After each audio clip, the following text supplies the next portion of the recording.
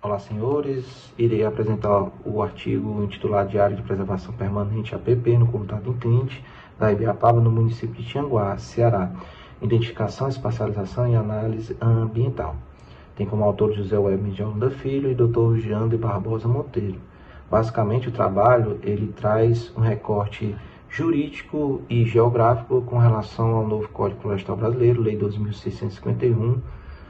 de 2012, que trouxe uma rigidez maior com relação aos limites de proteção de rios, lagos, nascentes, chapadas e morros. O trabalho objetivou identificar as áreas chamadas de APP na região que é conhecido como Inclinte da Ibiapaba, termo defendido com alguns autores em complementação à nomenclatura de Cuesta. Esse perímetro excluiu a parte do Parque Nacional de Ubajara, que já tem sua curadoria própria e já tem um êxito com relação à fiscalização e licenciamento. Dessas áreas, nós utilizamos para fazer o recorte de mapas cartográficos de geossistemas, a análise ambiental integrada, né? Desenvolvida por Xoxava, por Tricarte, por Monteiro, por Bertrand, que bebe da teoria geral do sistema de Bertalanffy, fizendo a identificação dos mapas com base em arquivos de base de dados da FUNSEMI, do Serviço Geológico Brasileiro, do IBGE, e trataremos na metodologia a identificação dessas áreas com relação ao inciso 5º e 7º do artigo 3 dessa referida lei. Como resultado da pesquisa, nós temos aí, abrindo parênteses, a formação do Inclinte da Ibiapaba, que é uma estrutura rara, que foi criada aí por volta de mais de 400 milhões de anos atrás, com o processo de separação dos continentes,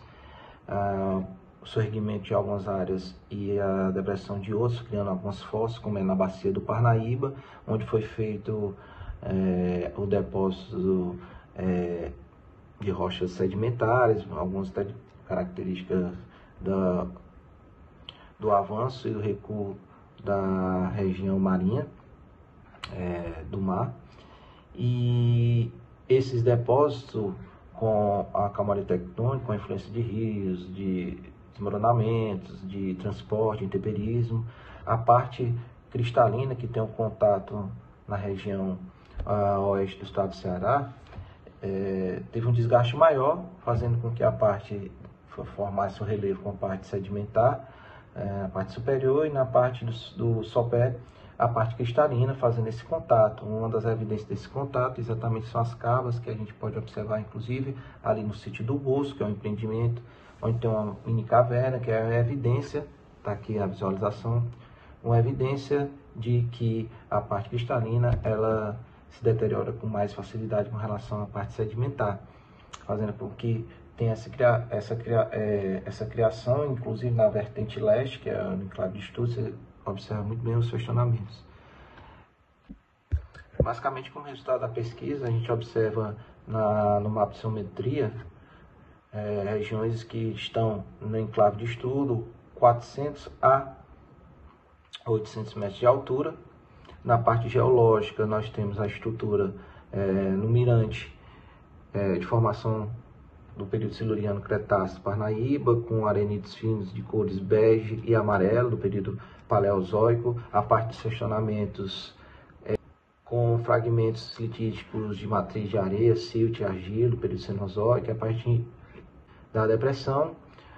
do domínio médio-acaraú, do período neoproterozoico.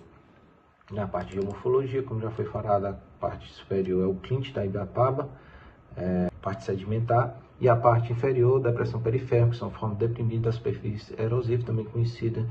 também uma parte como depressão sertaneja. Na parte de solo, nós temos a caracterização de lato-solos vermelho e amarelo na parte superior e alguns na parte inferior de podosólico vermelho e amarelo, principalmente no sopé dos fechonamentos. Parte de fitoecologia, nós identificamos exatamente a região de mata úmida da floresta perenniforme tropical pluvio-nebular, né, que é originado por a questão das chuvas, o contato das massas de ar na questão do balavento, criando aí uma espécie de oásis no meio da questão do semiárido brasileiro.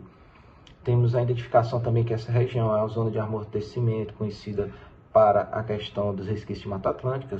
resquícios de Mata Atlântica de segunda categoria, que também está previsto em lei a sua proteção.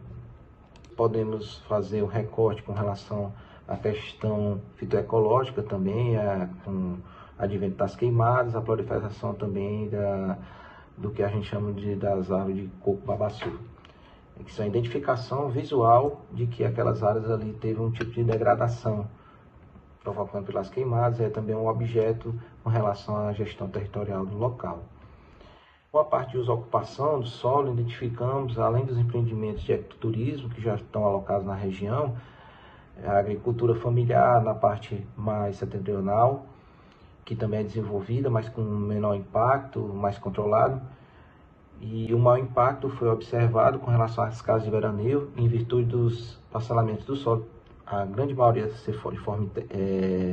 de contratos particulares que não respeitam ao módulo fiscal do INCRA, fazendo com que o somatório deles, porventura, tenha um maior desmatamento. Olhando todo o trabalho com relação aos geossistemas, a identificação do